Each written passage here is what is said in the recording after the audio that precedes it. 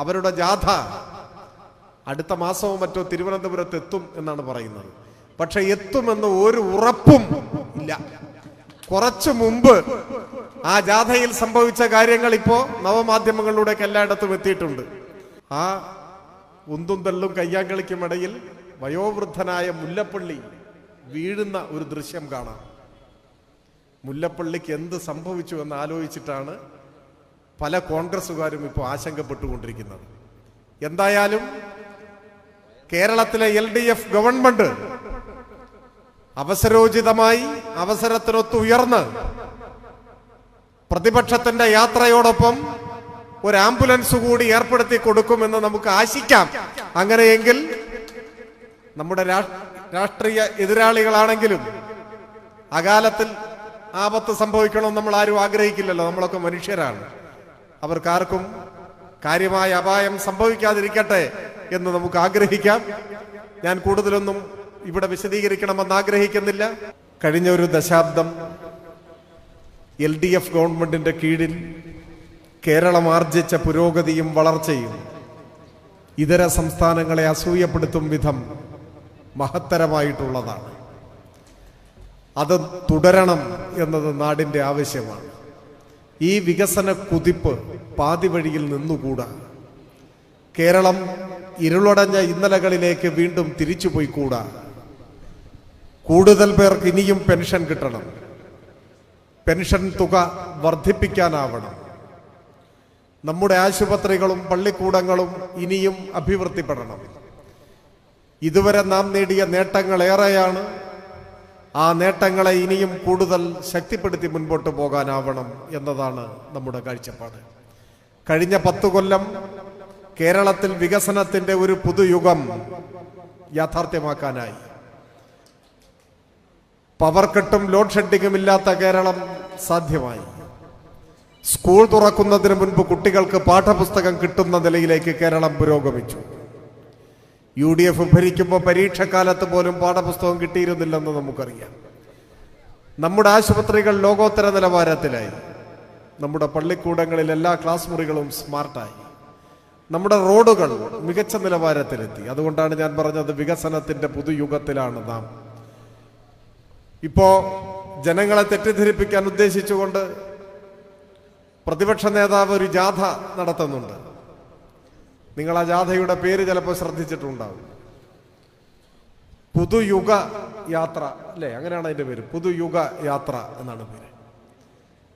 ഇതിനു മുൻപ് പലപ്പോഴും കോൺഗ്രസ് നേതാക്കന്മാർ ജാഥ നയിച്ചിട്ടുണ്ട്. പക്ഷെ അതിനൊന്നും പുതുയുഗ യാത്ര എന്ന് പേരിട്ടിട്ടില്ല. ആദ്യമായാണ് കോൺഗ്രസിന്റെ ഒരു യാത്രയ്ക്ക് പുതുയുഗ യാത്ര എന്ന് പേരിട്ടത്. അതെന്തുകൊണ്ടാണെന്നറിയുന്നു ഞങ്ങൾക്ക്? 10 കൊല്ലത്തെ ഇടതുപക്ഷ ഭരണം കേരളത്തെ ഒരു പുതുയുഗത്തിലേക്ക് നയിച്ചു എന്ന തിരിച്ചറിവാണ് അവരുടെ ജാഥയ്ക്ക് പുതുയുഗ യാത്ര എന്ന് പേരിട്ടത്. പുതുയുഗമാണിത്. അതവരും സമ്മതിക്കുന്നു. എങ്ങനെ സമ്മതിക്കാതിരിക്കും? പവർ കട്ടിന്റെയും ലോഡ് ഷെഡിങ്ങിന്റെയും നാടായിരുന്ന കേരളം ഇരുട്ടിൽ നിന്ന് വെളിച്ചത്തിലേക്ക് കടന്നു വന്നു. പുതുയുഗമല്ലേ? പരീക്ഷക്കാലത്ത് പോലും പാഠപുസ്തകം കിട്ടാതെ തെരുവിലിറങ്ങി സമരം ചെയ്യേണ്ടി വന്ന വിദ്യാർത്ഥികൾ സ്കൂൾ തുറക്കുന്നതിന് മുൻപേ പാഠപുസ്തകം കിട്ടിയെന്ന് മാത്രമല്ല, ഇപ്പോഴിതാ 2 ദിവസം കഴിഞ്ഞാൽ അടുത്ത കൊല്ലത്തെ പാഠപുസ്തകം ഇപ്പോ വിതരണം ചെയ്യാൻ പോവാണ്. ഇത് പുതുയുഗമല്ലെങ്കിൽ പിന്നെ ഏതാണ് പുതുയുഗം? UDFന്റെ ഭരണകാലത്ത് കേരളത്തിലെ എല്ലാ പട്ടണങ്ങളിലും ചിറയൻകീഴ് ഉൾപ്പെടെ കക്ഷി രാഷ്ട്രീയത്തിന് അതീതമായി ജനങ്ങൾ അണിനിരന്ന ഒരു പ്രതിഷേധ രൂപമുണ്ടായിരുന്നു. റോഡിലെല്ലാം വലിയ കുഴികൾ, അഗാധ ഗർത്തങ്ങൾ. അത് പരിഹരിച്ച് ഗതാഗത യോഗ്യമാക്കാൻ ഒരു നടപടിയും സർക്കാരിന്റെ ഭാഗത്തുനിന്നുണ്ടായിരുന്നില്ല. ഈ കുഴികളിൽ ഇരുചക്ര വാഹനങ്ങളും മറ്റു വാഹനങ്ങളും ഒക്കെ വീണ് ആളുകളുടെ കയ്യും കാലും ഒടിയുന്നു. ചില ഹതഭാഗ്യർ മരിച്ചുപോകും. ഇത് നിത്യസംഭവമായപ്പോ കേരളത്തിലെ എല്ലായിടത്തും രാഷ്ട്രീയ അഭിപ്രായ വ്യത്യാസമൊക്കെ തൽക്കാലം മാറ്റിവെച്ച് എല്ലാ പാർട്ടിയിലും പെട്ട ആളുകൾ മുൻകൈയെടുത്ത് ആ കുഴിയിൽ വാഴ നടാൻ തുടങ്ങി. റോഡുകളുടെ ശോചനീയാവസ്ഥയുടെ മുന്നിൽ കേരളം വികസിപ്പിച്ചെടുത്ത ഒരു തനത് സമര രൂപമായിരുന്നു റോഡിൽ വാഴ നടുക. എല്ലാ ദിവസവും കേരളത്തിൽ ഏതെങ്കിലുമൊക്കെ റോഡിൽ വാഴ നടുവാണ്. ഈ അടുത്ത കാലത്ത് എപ്പോഴെങ്കിലും നിങ്ങൾ റോഡിൽ വാഴ നടുന്നത് കണ്ടിട്ടുണ്ടോ? ഇല്ല. എന്താ കാരണം? കോൺഗ്രസ്സുകാർ വാഴയൊക്കെ തയ്യാറാക്കി വെച്ചിരിക്കുകയാണ് നടാൻ വേണ്ടി. ഒരു കുഴിയുണ്ടായിട്ട് വേണ്ടേ നടാൻ? അതിനവർക്ക് അവസരം കൊടുത്തിട്ടില്ല. നമ്മുടെ റോഡുകൾ അതിഗംഭീരമായി ലോകോത്തര നിലവാരത്തിൽ മെച്ചപ്പെട്ടു. ദേശീയപാത വികസനം നടക്കുന്നു.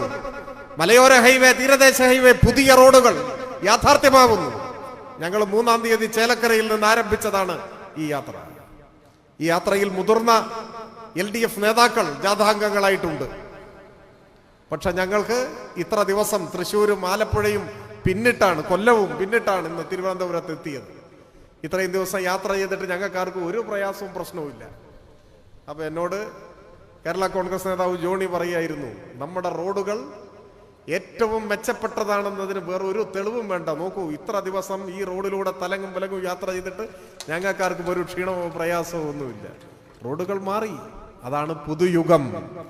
3 ലക്ഷം ചെറുപ്പക്കാർക്ക് ജോലി 10 കൊല്ലത്തിനിടയിൽ. ഇന്ത്യയിൽ പബ്ലിക് സർവീസ് കമ്മീഷൻ മുഖാന്തരം ആകെ നടക്കുന്ന നിയമനങ്ങളിൽ 60% ഈ കൊച്ചു കേരളത്തിൽ. അതാണ് പുതുയുഗം. 62 ലക്ഷം മനുഷ്യർക്ക് വീട്ടിൽ മാസം തോറും 2000 രൂപ പെൻഷൻ എത്തിച്ചു കൊടുക്കുന്നു. അതാണ് പുതുയുഗം. എല്ലാറ്റിനും പുറമെ നമ്മുടെ വീട്ടമ്മമാർ. കേരളത്തിലെ വീടുകളെ നിലനിർത്തുന്ന ശക്തി വീട്ടമ്മയാണ്, വീട്ടമ്മയുടെ അധ്വാനമാണ്. ഇന്ത്യ ചരിത്രത്തിൽ ആദ്യമായി വീട്ടമ്മയ്ക്ക് പ്രതിമാസ പെൻഷൻ കൊടുക്കാൻ തീരുമാനിച്ച സർക്കാരാണ് നമ്മുടെ സർക്കാർ. സ്ത്രീ സുരക്ഷാ പെൻഷൻ. അതാണ് പുതുയുഗം. ചെറുപ്പക്കാർക്ക് പ്രതിമാസ സ്റ്റൈപ്പൻഡ്. 5 ലക്ഷം കുടുംബങ്ങൾക്ക് സ്വന്തമായ വീട് ഒരു സ്വപ്നം മാത്രമായിരുന്ന 5 ലക്ഷം കുടുംബങ്ങൾക്ക് ആ സ്വപ്നം സാഫല്യമായി, സഫലമായി. ഒരു കുടുംബത്തിൽ ഒരു 4 പേരുണ്ടെന്ന് കണക്കാക്കിയാൽ 20 ലക്ഷം മനുഷ്യർ. നിങ്ങൾ ആലോചിച്ച് നോക്കൂ. ഏത് കോൺഗ്രസുകാരൻ, ഏത് BJP-കാരൻ ഇടതുപക്ഷ ഭരണത്തിനെതിരെ എന്ത് അധിക്ഷേപം പറഞ്ഞാലും ഈ കാലയളവിൽ 20 ലക്ഷം മനുഷ്യർക്ക് സ്വന്തം വീട് എന്ന സ്വപ്നത്തെ യാഥാർത്ഥ്യമാക്കി മാറ്റാൻ കഴിഞ്ഞു. സുരക്ഷിതമായ വീട് നിർമ്മിച്ചു കൊടുക്കാൻ കഴിഞ്ഞു എന്ന് പറഞ്ഞാൽ അതിനേക്കാൾ വലിയൊരു പുതുയുഗമില്ല. അത് തിരിച്ചറിഞ്ഞുകൊണ്ടാണ് കോൺഗ്രസ്സുകാർ യാത്രക്ക് തന്നെ പുതുയുഗ യാത്ര എന്ന് പേരിട്ടത്. കേരളം പുതുയുഗത്തിലാണ്. പക്ഷെ ആ യാത്രയിൽ അവർ പ്രചരിപ്പിക്കാൻ ശ്രമിക്കുന്നതെല്ലാം വ്യാജമാണ്, കള്ളമാണ്. കള്ളം പറഞ്ഞ് പറ്റിക്കാൻ പറ്റുമോ എന്നാണ് നോക്കുന്നത്. വ്യാജ പ്രചാര വേലയാണ് നടത്തിക്കൊണ്ടിരിക്കുന്നത്. ഇനി എന്തൊക്കെ പറഞ്ഞാലും ശരി, അവരുടെ ജാഥ അടുത്ത മാസവും മറ്റോ തിരുവനന്തപുരത്ത് എത്തും എന്നാണ് പറയുന്നത്. പക്ഷെ എത്തുമെന്ന് ഒരു ഉറപ്പും ഇല്ല. കുറച്ചു മുമ്പ് ആ ജാഥയിൽ സംഭവിച്ച കാര്യങ്ങൾ ഇപ്പോ നവമാധ്യമങ്ങളിലൂടെയൊക്കെ എല്ലായിടത്തും എത്തിയിട്ടുണ്ട്. ആ ഉന്തും തള്ളും കയ്യാങ്കളിക്കുമിടയിൽ വയോവൃദ്ധനായ മുല്ലപ്പള്ളി വീഴുന്ന ഒരു ദൃശ്യം കാണാം. മുല്ലപ്പള്ളിക്ക് എന്ത് സംഭവിച്ചു എന്ന് ആലോചിച്ചിട്ടാണ് പല കോൺഗ്രസുകാരും ഇപ്പോൾ ആശങ്കപ്പെട്ടുകൊണ്ടിരിക്കുന്നത്. എന്തായാലും കേരളത്തിലെ LDF ഗവൺമെന്റ് അവസരോചിതമായി അവസരത്തിനൊത്ത് ഉയർന്ന് പ്രതിപക്ഷത്തിന്റെ യാത്രയോടൊപ്പം ഒരു ആംബുലൻസ് കൂടി ഏർപ്പെടുത്തി കൊടുക്കുമെന്ന് നമുക്ക് ആശിക്കാം. അങ്ങനെയെങ്കിൽ നമ്മുടെ രാഷ്ട്രീയ എതിരാളികളാണെങ്കിലും അകാലത്തിൽ ആപത്ത് സംഭവിക്കണമെന്ന് നമ്മൾ ആരും ആഗ്രഹിക്കില്ലല്ലോ. നമ്മളൊക്കെ മനുഷ്യരാണ്. അവർക്കാർക്കും കാര്യമായ അപായം സംഭവിക്കാതിരിക്കട്ടെ എന്ന് നമുക്ക് ആഗ്രഹിക്കാം. ഞാൻ കൂടുതലൊന്നും ഇവിടെ വിശദീകരിക്കണമെന്ന് ആഗ്രഹിക്കുന്നില്ല. ആവർത്തിച്ച് ഓർമ്മപ്പെടുത്താനുള്ളത്, നമ്മുടെ നാട് ഒരുപാട് നേട്ടങ്ങളുമായി പഴയ കാലം കുഴിച്ചുമൂടി പുതിയ നേട്ടങ്ങളുമായി മുന്നോട്ട് പോവുകയാണ്. അതിൽ ചിലതാണ് സൂചിപ്പിച്ചത്. എത്ര പറഞ്ഞാലും അവസാനിക്കാനാവാത്ത നേട്ടങ്ങളുടെ ഒരു നിര നമ്മുടെ മുന്നിലുണ്ട്. വ്യക്തിഗത ഗുണഭോക്താക്കൾക്ക് ലഭിക്കുന്ന ആനുകൂല്യങ്ങൾ, ക്ഷേമ പദ്ധതികളുടെ ഒരു നീണ്ട നിര, നാടിന്റെ മുഖച്ഛായ മാറ്റിയ വൻകിട വികസന പദ്ധതികൾ, ഇതെല്ലാം സമന്വയിപ്പിച്ചാണ് കൊണ്ടുപോകുന്നത്. ഏറ്റവും സാധാരണക്കാരായ മനുഷ്യന്റെ ജീവിതത്തിൽ അനുഭവേദ്യമാകുന്ന മാറ്റങ്ങൾ മുതൽ കേരളത്തിന്റെ മുഖച്ഛായ ലോകത്തിന്റെ മുന്നിൽ മാറ്റുന്ന മഹാപദ്ധതികൾ വരെ, ഏറ്റവും ഒടുവിൽ അതിദാരിദ്ര്യം തുടച്ചു നീക്കിയ നാടായി നമ്മുടെ നാട് മാറി. എന്ന് വെച്ചാൽ പ്രാരാബ്ദങ്ങളും പ്രയാസങ്ങളും ഒന്നും ഇനി ഇല്ല എന്നല്ല, പക്ഷെ പട്ടിണി ഇനിയില്ല. കേരളത്തിൽ പട്ടിണി കിടക്കുന്ന ഒരു മനുഷ്യൻ ഇന്ന് കേരളത്തിലില്ല. അത് നമുക്ക് പരിഹരിക്കാൻ പറ്റി. വലിയൊരു കാര്യമാണ്. പട്ടിണി എന്ന് പറഞ്ഞാൽ നമ്മളെ സംബന്ധിച്ചിടത്തോളം ഒരു വാക്കു മാത്രമാണ്, ഒരു അനുഭവമല്ല. ഇപ്പൊ നിങ്ങൾ ചിലർ കരുതുന്നുണ്ടാവും 8 മണിയായി ഇപ്പം അനുഭവമായി തുടങ്ങി എന്ന്. പക്ഷെ വീട്ടിലെത്തിക്കഴിഞ്ഞാൽ പട്ടിണി കഴിഞ്ഞു, നമ്മൾ ഭക്ഷണം കഴിഞ്ഞു. 1-2 മണിക്കൂറിന്റെ പ്രശ്നമേ ഇപ്പൊ നമ്മളെ സംബന്ധിച്ചിടത്തോളം വിശപ്പിനുള്ളൂ. എന്നാൽ പട്ടിണി എന്ന് പറഞ്ഞാൽ അതല്ല. ആഴ്ചകളോളം ഭക്ഷണം കഴിക്കാനില്ലാതെ വെള്ളം മാത്രം കുടിച്ച് ജീവിക്കേണ്ടി വരുന്ന മനുഷ്യർ. അങ്ങനെ വരുമ്പോൾ ആരോഗ്യം ക്ഷയിക്കും, അസുഖം ബാധിക്കും, മരിച്ചു. അങ്ങനെ പട്ടിണി മരണങ്ങൾ നടക്കുന്ന ഒരു രാജ്യമാണ് നമ്മുടെ രാജ്യം ഇന്ത്യ. അത് രൂക്ഷമാണ്. ആഗോള വിശപ്പ് സൂചികയിൽ 102-ാം സ്ഥാനത്താണ് നമ്മൾ. ആകെ 123 രാജ്യങ്ങളെ ആ പട്ടികയിലുള്ളൂ. പട്ടിണി രാജ്യങ്ങളുടെ പട്ടിക. അതിലേറ്റവും പുറകിലാണ് നാം. പട്ടിണി കിടന്ന് മനുഷ്യൻ മരിച്ചു പോകുന്ന രാജ്യമായ ഈ ഇന്ത്യയിൽ പക്ഷെ ഈ കൊച്ചു കേരളം പട്ടിണിയില്ലാത്ത നാടായി മാറി. ആ മാറ്റത്തിന് നേതൃത്വം കൊടുത്ത സർക്കാരാണ് LDF സർക്കാർ. ഇനിയും മുന്നേറണം, നാടിനിയും അഭിവൃദ്ധിപ്പെടണം, മനുഷ്യരുടെ ജീവിതം ഇനിയും മെച്ചപ്പെടണം. സമാധാനമായി സമ്പൽ സമൃദ്ധിയോടെ എല്ലാവർക്കും ജീവിക്കാൻ കഴിയുന്ന നാടായി കേരളം വളരണം. ഈ മുന്നേറ്റം പാതി വഴിയിൽ നിന്നുപോകരുത്. അതിന് ഇടതുപക്ഷത്തെ കൂടുതൽ ശക്തിപ്പെടുത്തണം. ഇടതുപക്ഷ നേതൃത്വത്തിലല്ലാതെ ഈ മാറ്റം കേരളത്തിൽ സാധ്യമാവില്ല.